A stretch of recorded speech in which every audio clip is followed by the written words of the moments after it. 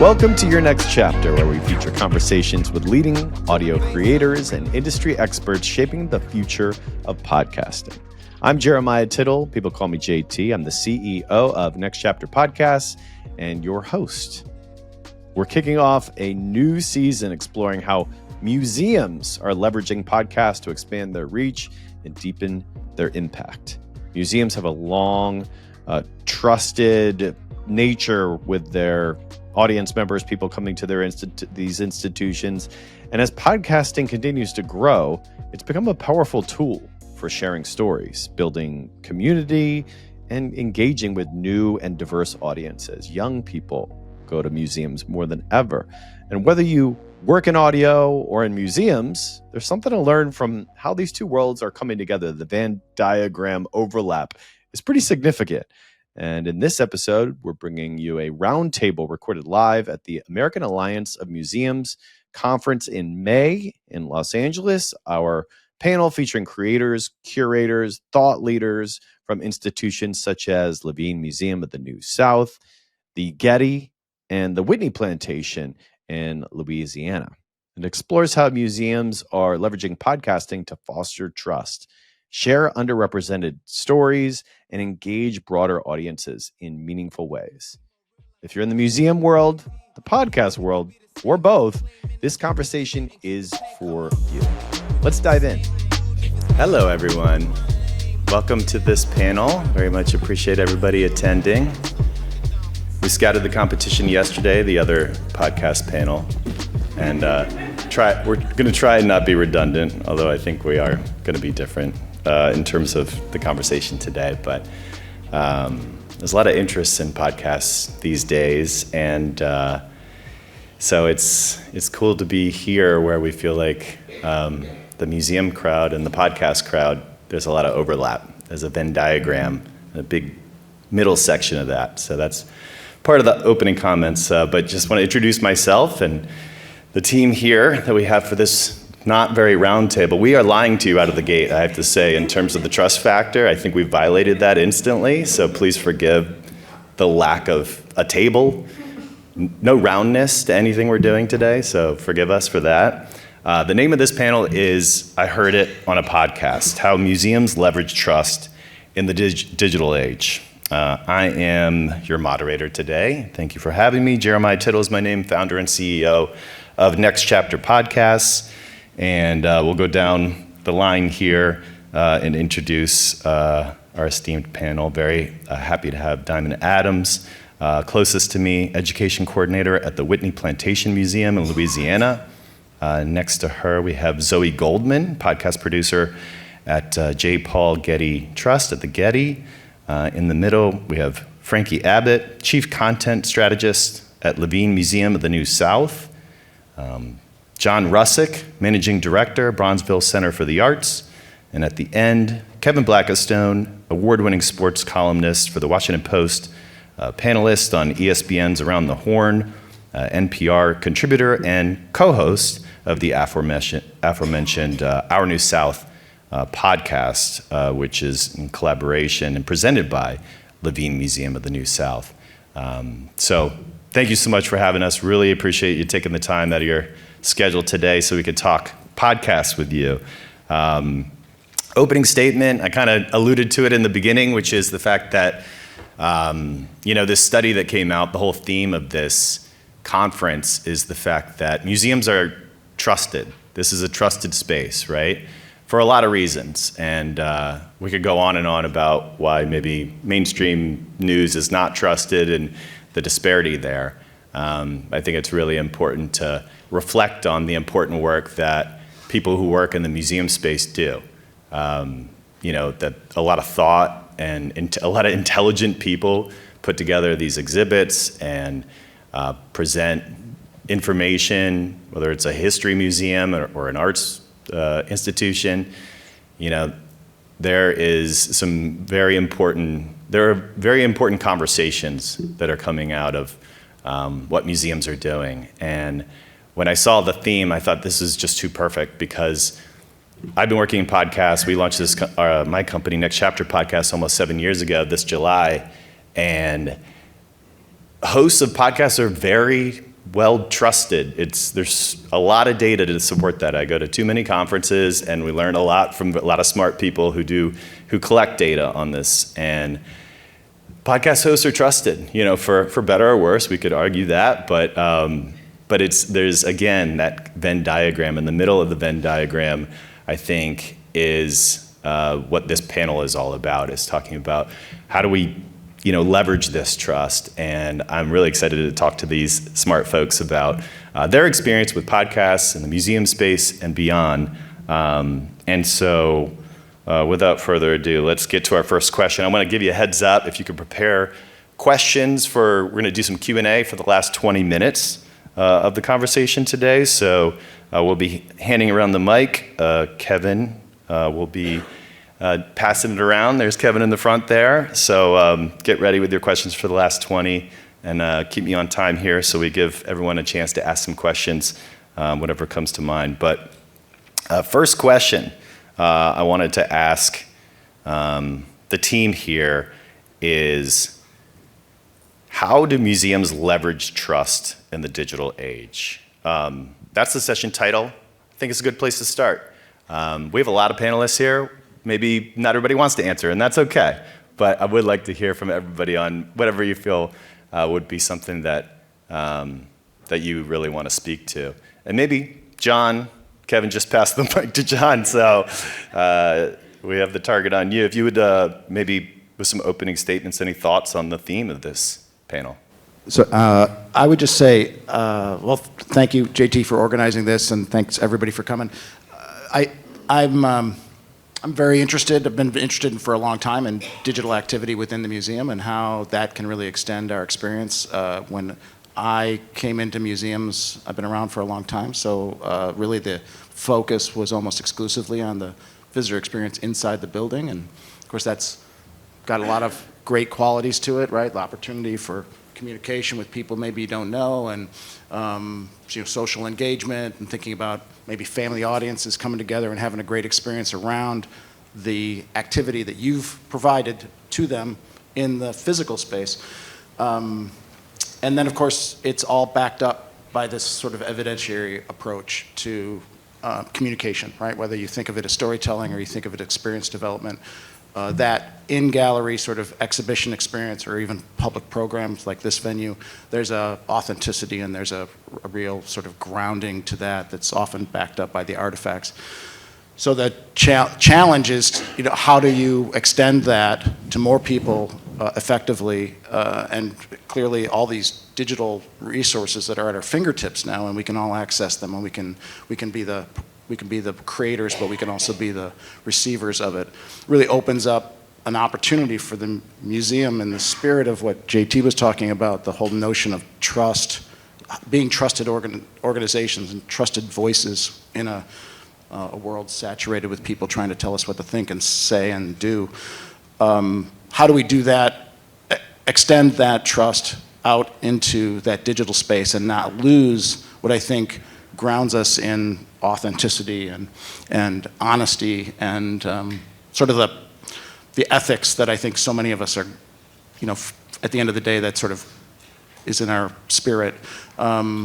So I think the reputation of the organization is really at the core of what makes us effective storytellers and communicators in the digital age. And I think the leverage is that we are largely trusted organizations, and their opportunities to extend that through digital means creates a real opportunity for museums to have a greater impact in the dialogues that are going on and shaping our world. So that's a long, but that's my answer. John Russick from Bronzeville. So does anybody else want to answer this question, Zoe? I was just going to add one more thing, which is I think podcasts allow us to tell stories that we aren't able to tell in the galleries or through other means.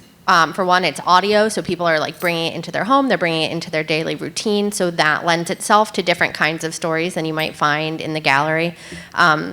It's also really good at increasing transparency of the kind of work that we're all doing, which can also help continue to increase the trust that we build as our institution. You can get into some of the conversations behind the work that ends up, on the wall, in the gallery, in the books.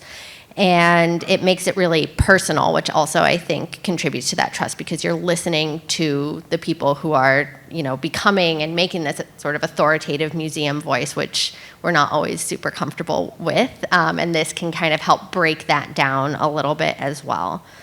Not everybody has to answer, but yeah, Frankie, please. I'll keep it short. I think, for me, it feels like an imperative for museums to engage in meaningful ways in the digital age. This is a moment where many people are getting most of their information about the world they live in through digital means.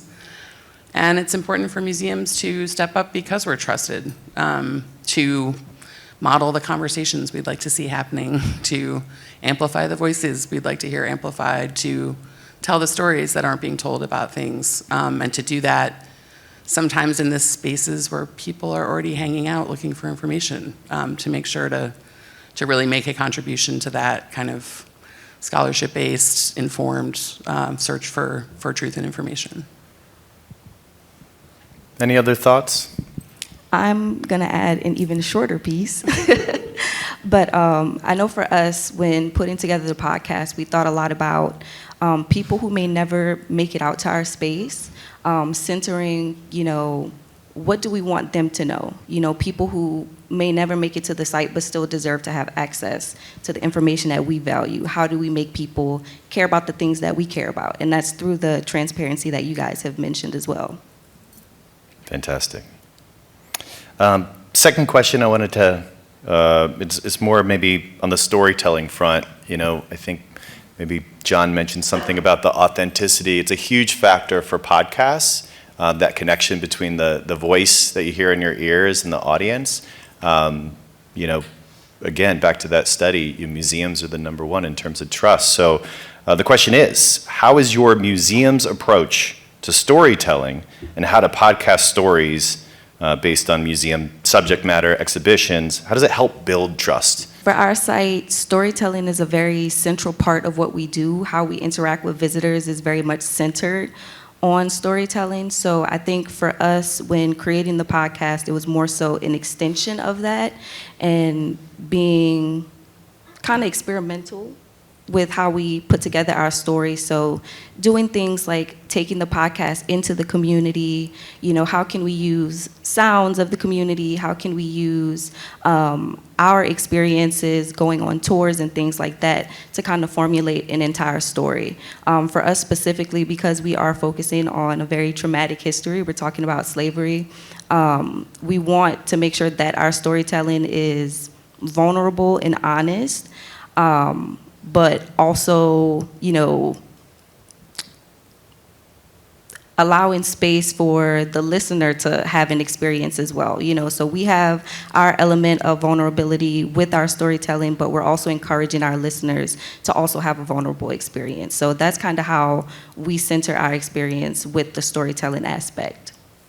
I'll just add something, which is the way that we think about our podcast as being a little more casual, a little bit more intended for, not that the museum is not intended for a general audience, but we really are trying to keep the sort of like museum jargon out of the podcast, is not always a comfortable way of telling stories for the people we are talking to. And so it's not, I would say it is in line with our goals and our mission, but it is not always the mode of storytelling that the everyone on the staff is used to. So that is something you might also run into. So Our New South, the podcast that JT and Kevin and I work on, is really big and bold in its attempt to talk about a whole region of the country as its sort of subject matter. Living Museum of the New South has a regional focus, but it also spends a fair amount of time focusing on stories in the city of Charlotte. And so the podcast has really been an attempt to embrace that regional part of the mission. I won't get into the questions for later too much, but it's been an exciting place for us to reach for national audience, regional audience for the project, and to consider a really big question, which is kind of like, what is the South today? And how, in what ways does it feel new? And in what ways does it feel familiar and sort of unchanging? And so we try to build trust with the audience, I guess, by bringing, amazing hosts shout out to Kevin, to do this sort of question asking of an array of people from all different walks of life, parts of the South, and to try to walk the audience through a process of forming some of their own opinions based on hearing really a lot of very different opinions, some of which are not all in alignment with each other. So to encourage that kind of like personal critical thinking approach to the big broad subject. Yeah, I'll just add, as a museum goer, not as a person who works in museums, and as the co-host of this show, Our New South, that one of the things that I always think of when I go into a museum, no matter what the exhibit may be, is the question of why and how things are tethered together. And one of the things I think we do with this podcast is we have that conversation out loud with people who are involved in these issues and topics. And so for me, as a lifelong journalist, what you hear is the way I interview people before I sit down and write a column. These are the conversations that I have. Why'd you do this? How'd you do this? How'd you come to this? And that's the exact same thing we do on this podcast. And I think it's a great way of messaging and a great way of engaging audiences. And I think that's what museums do. You engage the audience that comes to see you. And to Diamond's point, this is a way you can engage the audience that may not get to see you. The third question, we want to talk about, given the fact that museums try to reach audiences in multiple ways, right? What is the unique role that podcasting can play in this multi-pronged approach, especially in light of the fact that we've talked about the importance of digital and how many people post-pandemic, even more, right? Just looking at the footprint of a museum, how important it is local versus kind of the national footprint and beyond. Just wondering, what is the unique role podcasting can play in this? So I already mentioned the sort of regional, national goals and approach for the podcast that we do.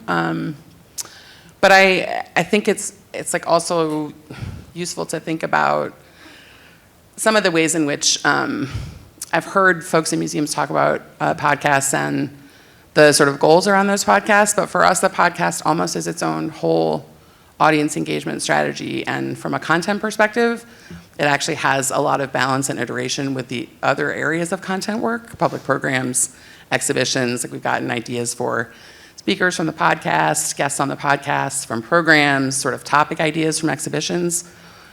But we haven't ever conceived of the podcast's one of its main goals as driving audiences to the museum. I think we think about the project more from a broad brand awareness perspective, right? That maybe down the line, if you like the podcast and you've heard of Living Museum and you happen to be in Charlotte, North Carolina, that you might attend. But we don't think of the podcast as sort of a driver of attendees. And I think for us that's important. We also don't try to link it to sort of event-based work necessarily in that same vein, right? Recognizing that the audience for the thing we've produced is very, very broad and actually mostly not in Charlotte, North Carolina. So it's sort of a different way, I guess, of thinking about. Think of it as like one piece of the constellation of engagement work we do, but not necessarily in furtherance of the same goals as other pieces. I'll add to that because I would agree that we don't think of the podcast as really tied to our site. We're not driving engagement on the site. And part of that is because the content on the podcast is intended to be evergreen. One of the challenges of the podcast and one of its opportunities is that the sort of market for the podcast is fairly different from who we're normally targeting in some ways. Like where people are learning about podcasts is not the same place where they are learning about the exhibition that they want to go to or about art history. Podcasts have their own sort of ecosystem. Podcast people like listening to podcasts. They like learning about podcasts from podcasts and podcast newsletters. Like it's its own thing, which is great because those are people who might not be engaging in the like museum news sphere. And so you have this other audience that you can tap into and maybe you do get a little bit of cross-brand awareness, but it's also really challenging because we're not used to reaching podcast audiences. Like that is not the core of what we are generally doing. And the podcast, one of the things that's in our favor, at least, is that if we think about it as evergreen content that is just, there, we have a podcast that hasn't had a new episode in 3 years that still gets a couple thousand listens every month. That's an advantage too, I think, in that the audience can continue to come to you once you put it out in the world. Yeah, I like that. It lives forever, right? These podcasts, and sometimes that's a conversation point where we talk about the importance of quality. And I don't want that to be make it a paralysis by analysis situation where it's hard to get started because we want it to be perfect. Like, you shouldn't take that approach, but I think quality is really important when you think about this is in a time capsule that kind of lives forever. It's not an exhibit that goes away after a certain number of months or what have you. Some more comments here? I was just going to piggyback on Kevin's thought because, in my past lives at museums, I've served as an exhibit developer and a curator, and so often in that process, for those of you who do that and have had that experience, you're really, you're growing this narrative around subject matter based on other people's work, right? I mean, you're doing some original research maybe, but a lot of times you're just sort of pulling all these great resources together, and you have the great thrill, actually, from my perspective, of sort of pulling that all together and putting out a narrative in an exhibition or some moment like this where you say something that's sort of shaping an understanding for a group of people who don't have the time to do that and don't get paid to do that. And it's really powerfully affecting for you. If you enjoy it, it's fun to do, but it's also, you understand there's a responsibility there to do it. And what I think is really fascinating about what Kevin said is that in this scenario, this notion that the museum speaks with this sort of authoritative voice through this curatorial label, suddenly you can sort of explode that and say, this is about how we create knowledge, how we think. We can really, in a podcast, and especially with an interview sort of engagement format, you can really show how ideas come together, how our understanding of the past, how we understand art, how we understand anything is a collaborative experience, right? And I think often museums, by virtue of the fact of how they were formed, fall into the trap of being sort of, this is this subject and this is what this is about, right? Like a sort of a declarative statement about the past or someone's life.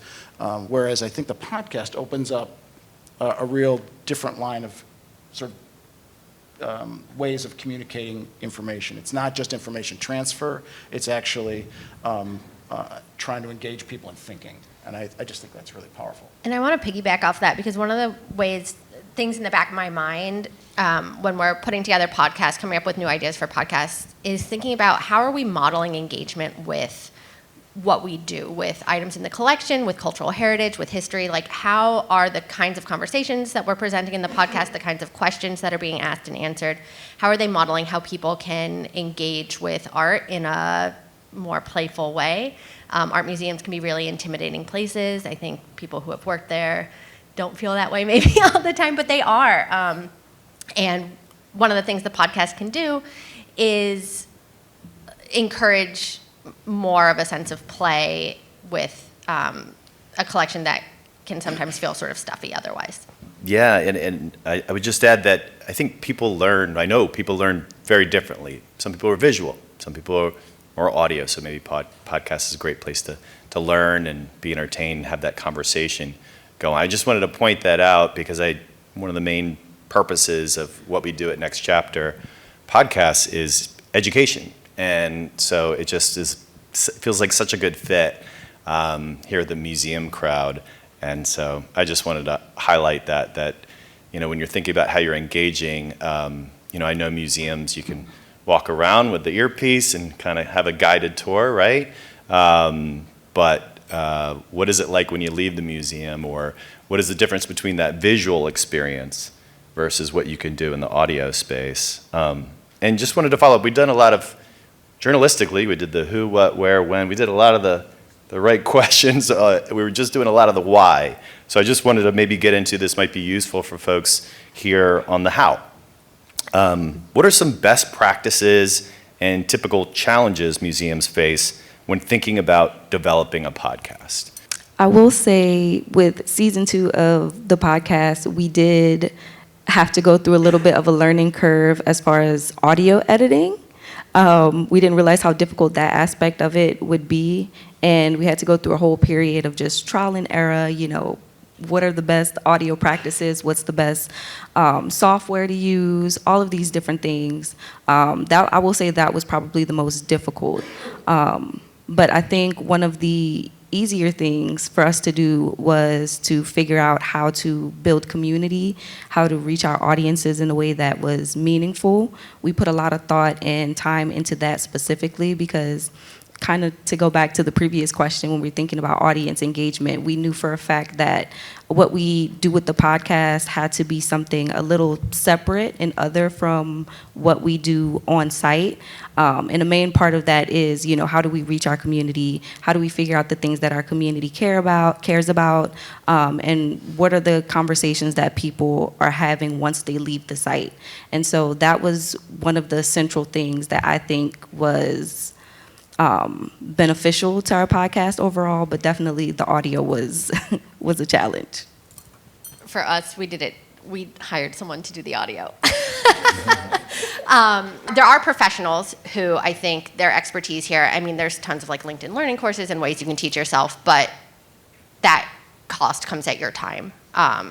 And so for us, it's just worth it, especially in a city like LA where there are so many audio professionals around. But there are a lot of resources. Public radios have recording studios that they usually rent out by the hour if you want to be sure that you're getting good sound. Universities also often have recording studios that they usually for a fairly nominal fee will let you use, especially if you are talking to some of their academics. It can be free. There are just a lot of places where you can really improve the sound quality to the point, really you just want it good enough that it's not distracting, right? And so I think they're just these few little things you can do to make that happen. Again, shout out to Next Chapter, JT, and Kyle, who's in our audience, who's actually our audio editor. Shout out to Kyle. Shout out to Kyle. So we went the route of working with an external partner, which means for us the challenge more so centers around funding, just making sure that we have the resources to continue to hire them and work with them. I think for us from the beginning, we actually had a grant for the first year of the podcast and decided that we wanted to learn from the best about all the best practices things about podcasts, which is a choice and definitely not a choice that's the only way to go.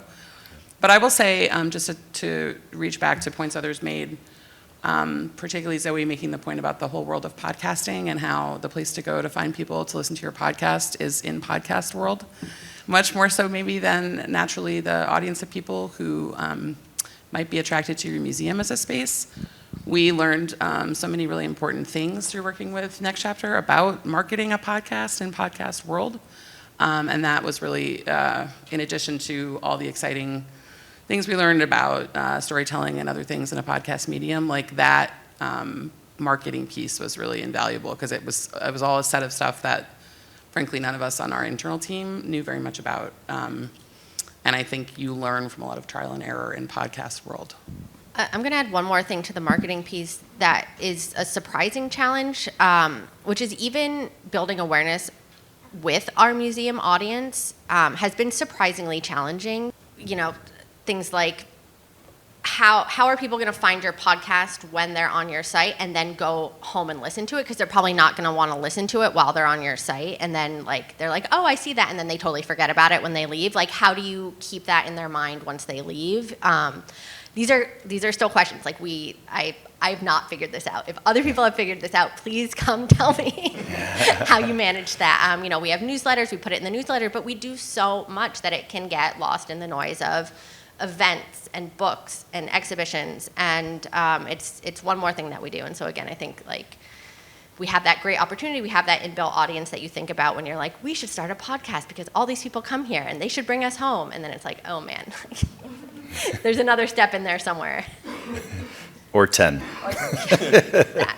So now, moving on to the final question before we get into Q&A here shortly, I just wanted to ask, what does success look like?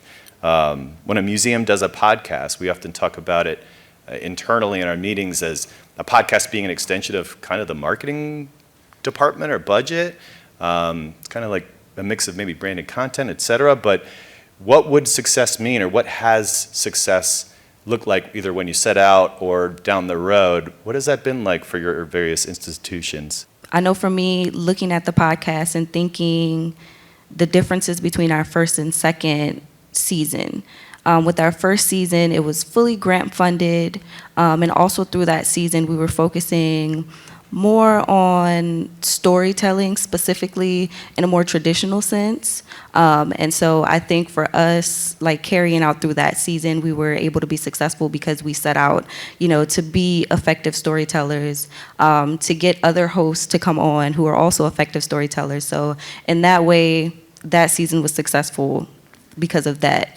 And the second season, because, we did have to go through unique challenges of doing more of those things in-house, kind of like I talked about before, because we didn't have that grant funding, kind of having to go through that trial and error, but still being able to produce something that people have been able to connect with.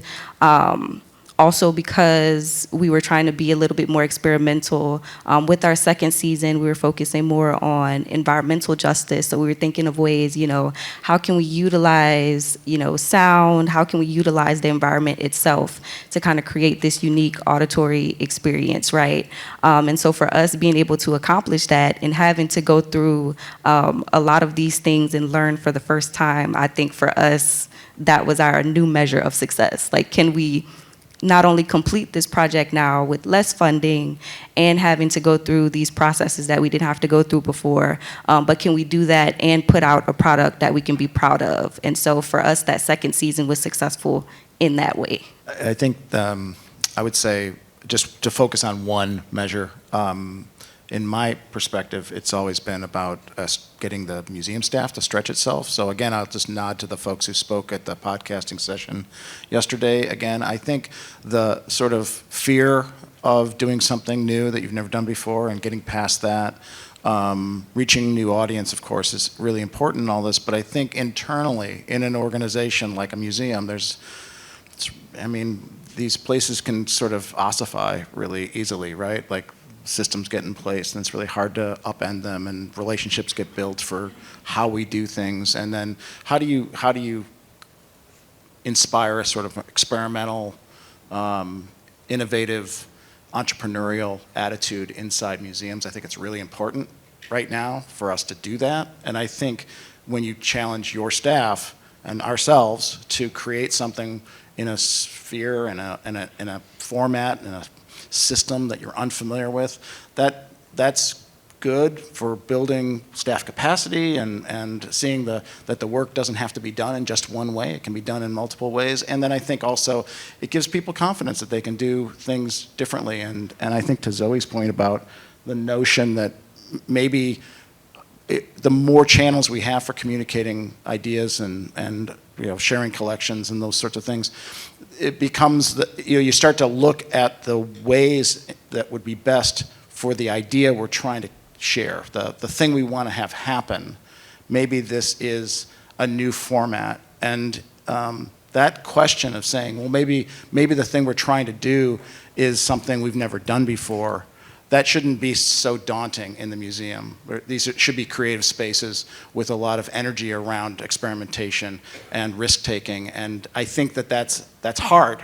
And I think that if we can add that to the list of things we say about ourselves, in addition to being authentic and being truthful and being honest and being equitable in our work, I think that being experimental and being a little bit more risk-taking and trying to invest ourselves in new technology as a way to do what's been very traditional standard practices in museums, I think that's a really good thing. So that's a measure of success for me, is getting the staff to think differently about their work and to not be afraid of technology. For us, stats matter, engagement stats, because as I said earlier, we have to fundraise. And so we need to be able to give some information about how many people the podcast is reaching, and in the case of our New South, like where those people are matters, right, to that sort of target of regional and national audience. So we do look at downloads and listeners, and we look at geography in particular of kind of where people are when they're listening to the podcast.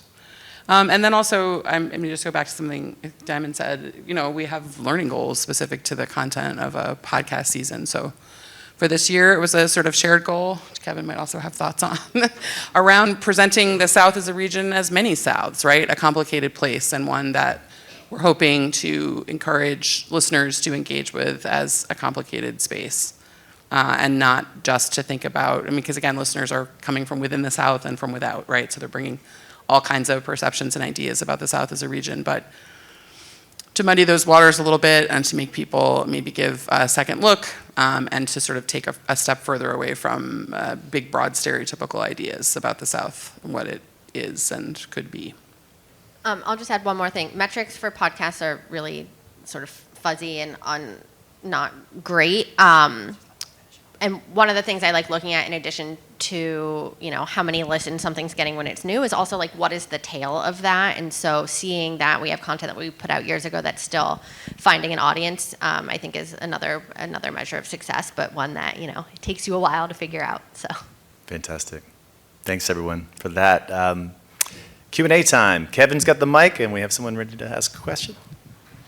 Curious to know about the size of your internal teams devoted to podcasting, and what are some of the roles that you've created for that? This season we had 3 people on staff who worked on the podcast. So they, I would say it's fair to, we participated in all of the creative pieces with the hosts and other producers. So ideation, like roughly 3 phases, the sort of ideation for the episodes phase. We also participated in writing the questions and sitting in on the interviews, although Kevin and Robert conducted them, and sort of giving feedback about how they went, thinking about what we wanted to ask or kind of talk with each guest about. And then with Kyle, working on selecting, and Byron, who's not here, material for first drafts of episodes, and then reviewing that material. And then, also reviewing promo material for marketing. So kind of all phases of the project. And also, let me not overstate, none of those people did this as a full-time job. I'd say it probably ranged around 25% of their time when the podcast was kind of in season. So that, for us, was like August, September through the end of March. Our situation was pretty similar. We, for both seasons, probably did not have a team larger than 3 to 4 people, kind of responsible for everything, the content, the editing, everything that went into producing the podcast, aside from the marketing. The marketing was external. some of this is probably going to depend on the kind of show that you have in mind too, and how much of the expertise you want in-house versus working with contractors for some of the stuff. Especially like, I would say a lot of the audio stuff is quite easy to find, an audio engineer who can manage the recording, the editing, the final production for you. That's something where you don't need an in-house audio expert if you're doing one interview podcast that's pretty straightforward to edit. It helps for piloting if you have someone who can like do a rough version in-house, but we have a couple of different series now, and so our team, I work on podcasts full time now. I didn't, when we started, we had one series that was an interview series, and it was maybe half my job managing that. We have a second person whose full-time job is they are like a host producer. They have their own series. And then we have an executive producer who also manages all of our video stuff, and he's checking in with us on the projects. And then we have a couple of different series, and we have a number of contractors, like maybe a writer for a fiction podcast, things like that. Hi, I'm Tim Kovalenko from the Whitney Museum of American Art in New York. And my question is, so much of our work is about this visual experience of like going and looking at objects, and how do you kind of incorporate visuals into this very audio-based medium? Not to distract, but just to say that podcasts feel like they are moving significantly in a video direction lately. So just to put that out there too, that I think doing a podcast doesn't, for us, it may be audio only now, or I should not assume, but people do podcasts that are video productions also. Although it's much more expensive and harder to edit. It increases the cost and the complexity significantly if you're adding video. So coming at an art museum, I would say a lot of when we are producing podcasts, we do not assume that the audience is looking at anything, even if we provide additional images, resources, whatever on our website. We are not assuming that people are going to our website to access that. And so the stories we're telling are ones that are maybe around the object, that don't require you to have the object in front of you to understand it. So, we have an archival, the Recording Artist series uses archival interviews and audio with artists, and we talk about their career, and we talk about works of art, but it is not in a way that requires you to have the work of art in front of you to understand the story that we're trying to tell. So knowing it's an audio medium, what are the other stories around the art that lend themselves better to audio? I'll just go back to something that that JT mentioned, and this goes to marketing, but goes to visuals. I think the sizzle reels that were put together for Our New South to get loaded up on Insta or on TikTok are great. And I know I had JT visit with another one of my side hustles is I teach journalism at the University of Maryland. And we have there's a professor there named Ron Yaros who's a designer within journalism, designs apps. And he has a ton of research on how we consume information, and particularly consume information on platforms like Instagram, TikTok, Facebook. And it's really dramatic. And so I think one of the brilliant things that you did was to, and you can go to the Instagram page and see the snippets that have been carved out, simple visuals of Robert Greene, co-host, and I interviewing someone, and then you did a brilliant job of weaving in some other visuals to make that story a little bit more digestible, just in a minute, right? And I think that's brilliant marketing, and everybody can do that. And one other thing I'll say, and I say this to journalism students, and this is a technical thing that doesn't have to do with buttons and electronics and wires, but all of you have a museum that is a topic. Having that topic is not good enough on its own, because what you have to do is you have to reduce the sauce to the story, right?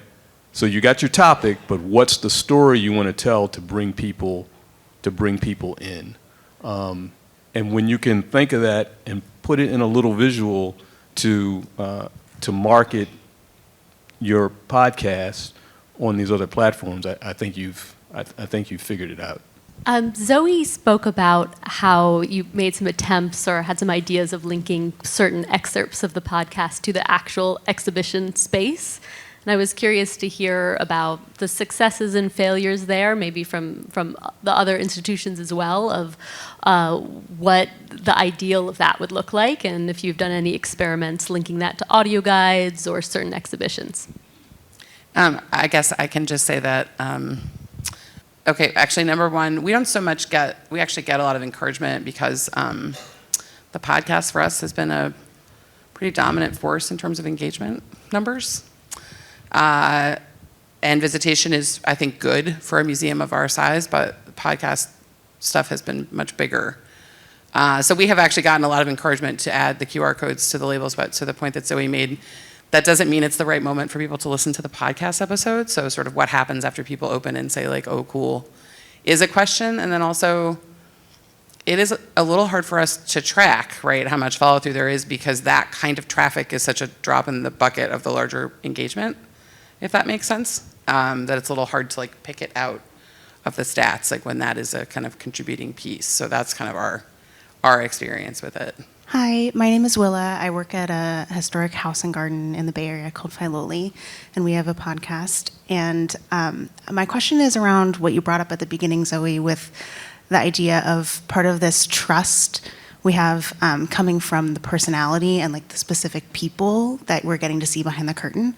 And my question is around the process of becoming like a public figure as a host on a podcast, and where that line is drawn if that's not something that you maybe were trained to do originally, and kind of where you can leverage that trust as like in a specific personality, and where there needs to be kind of drawing the line of the professional, if that makes sense. Is it for Kevin? That's for Kevin. That's interesting. I mean, JT lassoed me into this project because we knew each other from radio. And I've had people approach me over the years as podcasting has become a thing. Oh, come on, we got this cool sports thing we want to do, blah, blah, blah, blah.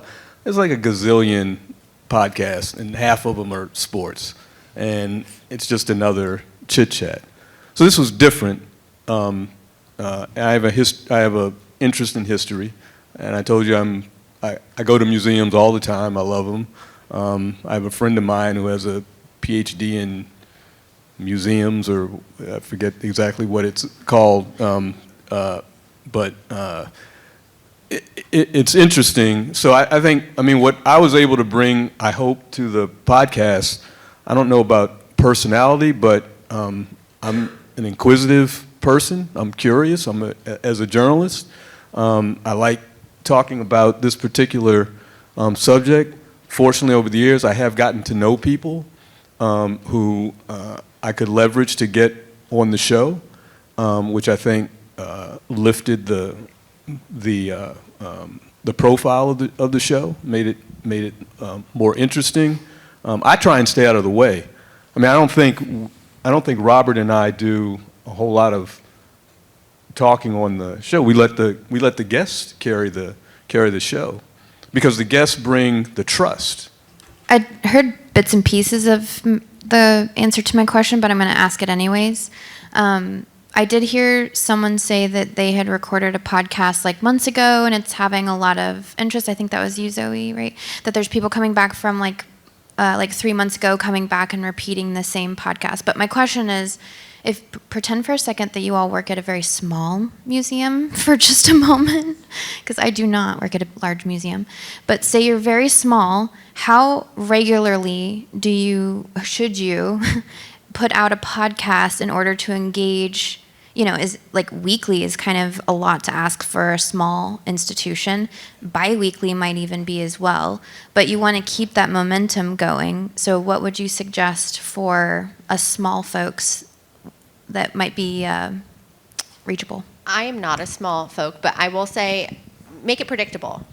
Figure out what it is and say, we come out once a month. It comes out once a month. People know they're looking for it once a month. Or do it seasonally. So say, we're going to do 6 episodes and they're going to come out weekly. And then we're going to be off for 6 months and we're going to do 6 more episodes. But again, the amount of work it is really is going to depend on the format of your show. And so it's really tough to give one answer. Like, you could have one topic that spans over a few episodes, and then maybe you do want the story to continue more regularly versus like, we're just talking about what's new in our museum. So once a month is going to, do that. Focus on a new acquisition monthly, or not an acquisition, whatever. But it depends on your content, I think. Coming from someone who does come from a smaller museum, I can say that, you're absolutely correct about like the seasonal aspect of it. Our approach has kind of been to have like a grounding theme, and then to kind of put together our roster. Okay, these are the things that we want to talk about. These are the people we want to talk to. Put together the podcast for that season, and then just drop all of our episodes, at once. So that's been easier for us, having a smaller staff and kind of being responsible for like all of the logistical things about it. I say that might be helpful. We do 10 episodes. It's a season also. And we've finished all the guest recording before we distribute generally the first episode. So it's like we kind of we plan for 10, we know we're doing 10. If you do run into like resource challenges, it would be possible to sort of push that off. Now 2 times in a row, our sort of distribution period has been late January to the end of March. So that creates a little bit of regularity, but we definitely have not done the like an episode every month or every couple weeks. We're mid-size. And I would just reiterate, like, there's for most of these topics, like, when you produce it and when you release it, do not have to be like tight. Give yourself some room because it's going to take a lot longer than you think. And I also know I urge us to stay abreast of the news because you can always bring out a podcast that you've already produced and hang it on something that's in the news. When Outkast got selected to the Rock and Roll Hall of Fame, we said, let's put out the conversation that we had about Southern hip hop, which had speech in it, which was great. And so that was another reason to stick that flag in the sand. Yeah, it's a really good point about the possibility of continuing to get attention for some conversations you've had in the past, an older episode that can, breathe new life into it when something newsworthy happens in the day. I just want to thank this amazing panel. Thank you all for your questions. Really appreciate you attending this. Diamond Adams, Zoe Goldman, Frankie Abbott, John Russick, and Kevin Blackistone. I'm Jeremiah Tittle. Thank you. If you're interested in learning more about our Next Chapter Accelerator program, please go to nextchapterpodcast.com/contact and we'll reach out. Thank you for listening to this episode of Your Next Chapter. I'm your host, JT.